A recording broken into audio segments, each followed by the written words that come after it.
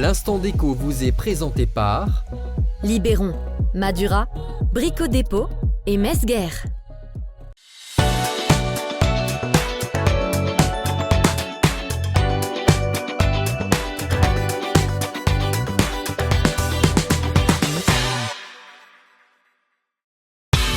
Bonjour et bienvenue dans l'Instant Déco, l'émission dans laquelle vous venez chercher votre shot d'inspiration pour la maison. Je suis Laurenka, experte déco et fan absolue de brocante et de vieux meubles, et je fais toujours de mon mieux pour vous transmettre des astuces simples afin de transformer votre intérieur. Aujourd'hui, on parle décoration, mais pas n'importe laquelle. On parle d'une décoration responsable, écologique et durable. Bref, une décoration qui a du style, mais surtout du sens. Parce qu'une belle décoration, c'est bien, mais une décoration qui respecte la planète, c'est encore mieux. Ensuite, on ira dans mon atelier de rénovation de meubles de brocante pour transformer une chaise que l'on a tous vue chez notre grand-mère en une vraie pièce de designer. Enfin, on sera de retour sur ce canapé pour les coups de cœur de la semaine avec une sélection de beaux objets faits main qui font du bien à nos intérieurs et surtout à la planète. Alors, on s'installe confortablement et on suit la guide. C'est parti! Ma mission d'aujourd'hui, vous prouver que l'on peut totalement adopter une décoration respectueuse et durable sans renoncer au beau. Si vous voulez une décoration vraiment écologique, la première règle est ultra simple, faire avec ce qui existe déjà. Pourquoi aller acheter du neuf quand on peut chiner de vrais trésors chargés d'histoire et surtout de très bonne qualité de fabrication? Alors, il faut savoir qu'en ce moment, le vintage et les pièces de grands designers reviennent en force, d'ailleurs à mon plus grand plaisir, car elles permettent de créer une ambiance chaleureuse et surtout très authentique. Si vous n'avez pas le temps d'aller chiner en brocante ou que vous n'aimez pas du tout vous lever très tôt le dimanche matin, il existe une multitude de sites sur lesquels on peut chiner directement depuis son canapé. Alors, on commence par Le Bon Coin. Le Bon Coin, tout le monde connaît, mais c'est une vraie mine d'or pour trouver des meubles pas chers et très beaux. Ensuite, je vous présente Celency. Alors, Celency, c'est un petit peu Le Bon Coin, mais du mobilier vintage, en version triée sur les volets. Alors, c'est vraiment parfait pour dénicher des trésors, sans perdre son temps à éplucher des milliers d'annonces. Disons que sur Celency, c'est très bien rangé. Il y a également beaucoup de brocanteurs qui proposent directement sur leur site des sélections très pointues. Alors, rien que pour vous, je vous ai fait une sélection de 6 très bonnes adresses, de quoi satisfaire toutes les envies et surtout tous les styles, vous allez voir. On commence avec les Collectibles Paris qui proposent une sélection d'objets chromés plus beaux les uns que les autres. Il est également Cher Chaise avec sa collection d'assises de toutes sortes, des canapés, des fauteuils, des chaises, tout d'une superbe qualité. Nous avons également Steph Since 1979 qui chine des meubles rustiques, épurés, intemporels et bruts. C'est vraiment magnifique. Alors, ensuite, nous avons la Casbah de Bruxelles avec sa sélection pointue de design vintage et moderniste qui mêle des lignes épurées et des matières nobles. Mon petit coup de cœur dans cette sélection, c'est Secafino antique avec ses meubles patinés par le temps dans un style wabi-sabi. Et enfin, nous avons Aux Objets Trouvés qui propose des meubles scandinaves et danois aux lignes contemporaines. Bref, vous l'avez compris, il y a de quoi trouver son bonheur. Après la seconde main, place maintenant à l'innovation avec des matériaux recyclés et surprenants. À l'époque, lorsque l'on mangeait des moules frites au bord de la mer en Bretagne, on avait pour habitude de jeter les déchets, les coquilles. Dorénavant, ces coquilles d'huîtres, de moules ou de Saint-Jacques deviennent des plans de travail, des tables, de la crédence. Oui, vous avez bien entendu. Alors, je m'explique. C'est le pari fou et réussi d'Austria qui est une marque bretonne. Vous allez voir, le processus de fabrication est aussi malin qu'écolo. En premier, on vient collecter les déchets, c'est-à-dire les coquilles de fruits de mer. En deuxième, on vient broyer tout ça pour en faire de la poudre.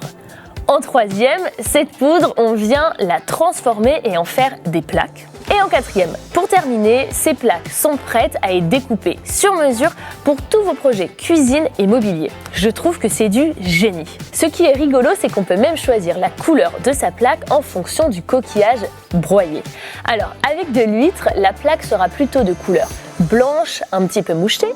Avec de la moule, on est plutôt sur des tons foncés et avec de la Saint-Jacques, on a des reflets orange que je trouve sublimes.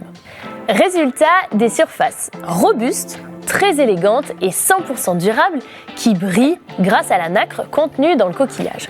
Je trouve que c'est une magnifique manière de réconcilier design et écologie en donnant une seconde vie à nos déchets. Et si on arrêtait maintenant de jeter ce qui est cassé? C'est ce que propose la technique ancestrale japonaise du kintsugi, qui consiste à réparer les objets brisés grâce à de la pâte dorée.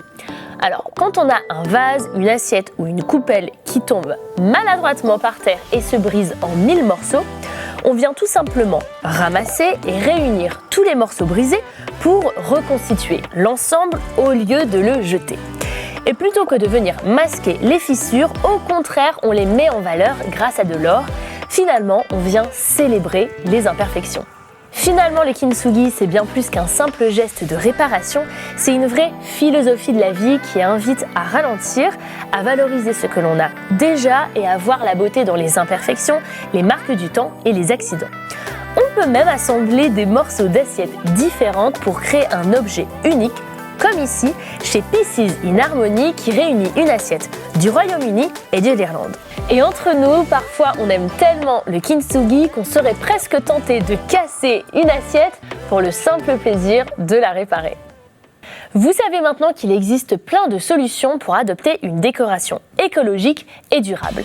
En attendant, on se retrouve tout de suite dans mon atelier de rénovation de meubles de brocante. Suivez-moi.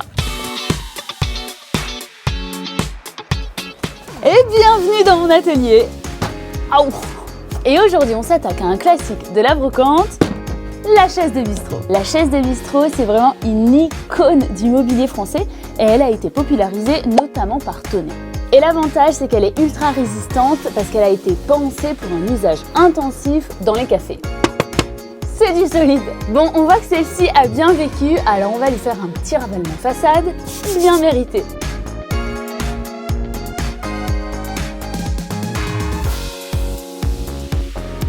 Mon objectif d'aujourd'hui, ça va être d'apporter de la couleur pour réveiller un petit peu cette chaise et je vous montre tout de suite mes inspirations. L'idée que j'ai en tête, c'est de pouvoir intégrer de la couleur et un petit peu de peps à une cuisine crème, blanc ou bois. Ce qui est chouette, c'est que ça marche tout aussi bien pour un style champêtre, rustique, un petit peu cottage anglais revisité, que dans un style beaucoup plus moderne et actuel avec la touche de couleur qui va bien. Bref, ça marche tout le temps, alors c'est parti! On commence par le ponçage qui est l'étape la plus longue mais essentielle pour enlever tout l'ancien vernis et la saleté.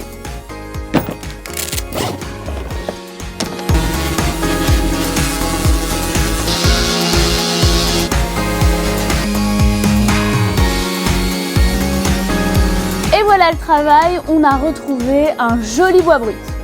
On passe maintenant à la mise en couleur. Et pour colorer tout ça, j'ai choisi le vert feuille d'acanthe de chez Libéron. Il est tout neuf, j'ai trop hâte de l'ouvrir. Oh là là, ça va être beau.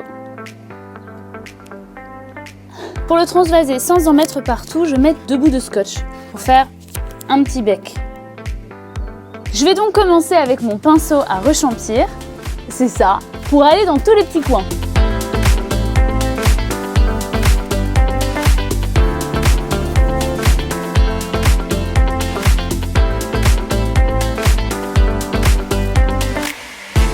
Et pour qu'il n'y ait pas de traces, je passe ensuite mon rouleau dans le but d'étirer la peinture pour qu'elle soit bien homogène.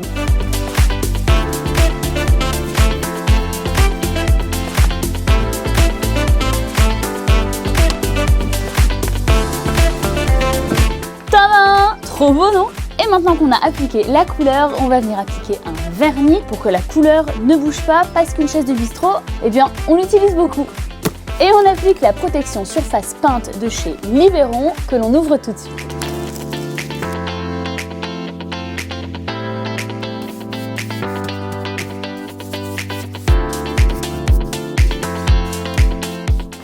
Ça y est, cette chaise est prête à intégrer une cuisine ou une salle à manger. J'adore parce que ça apporte un petit peu de gaieté à nos intérieurs, mais je crois que tout de suite, il est l'heure des coups de cœur de la semaine.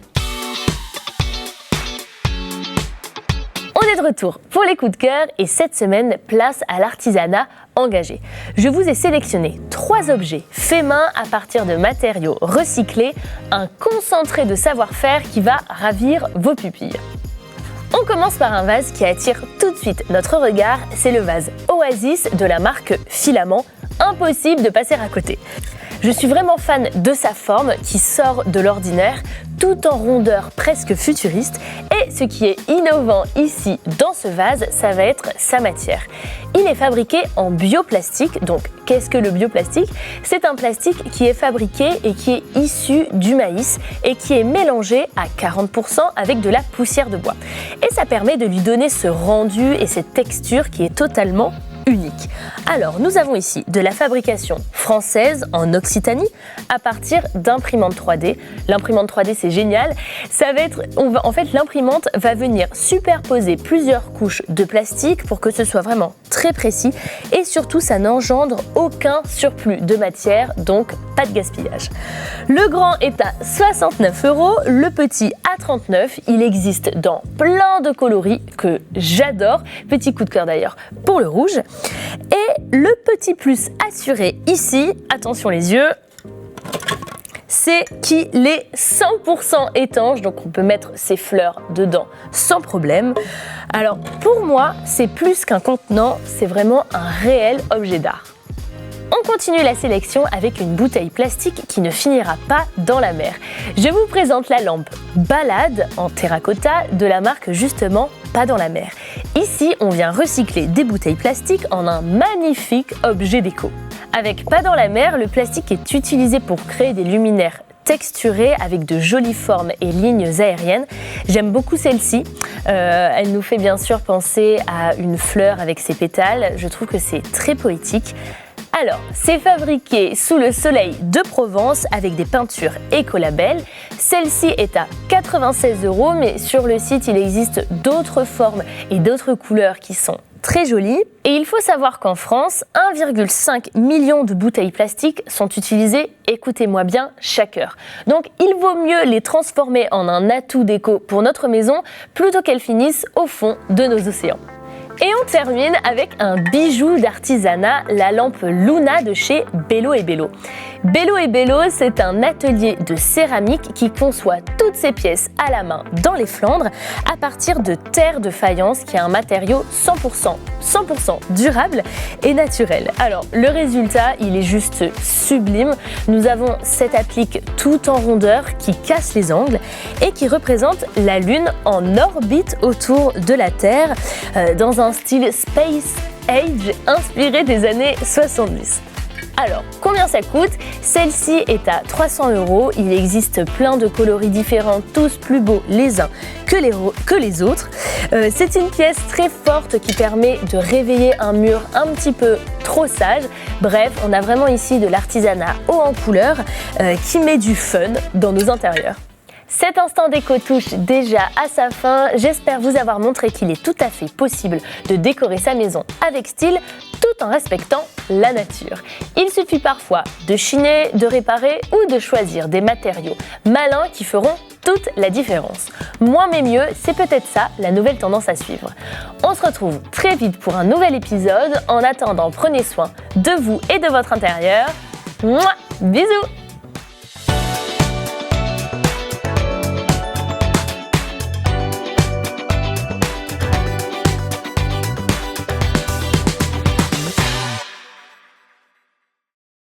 L'instant déco vous a été présenté par Libéron, Madura, Brico Dépôt et Mesguer.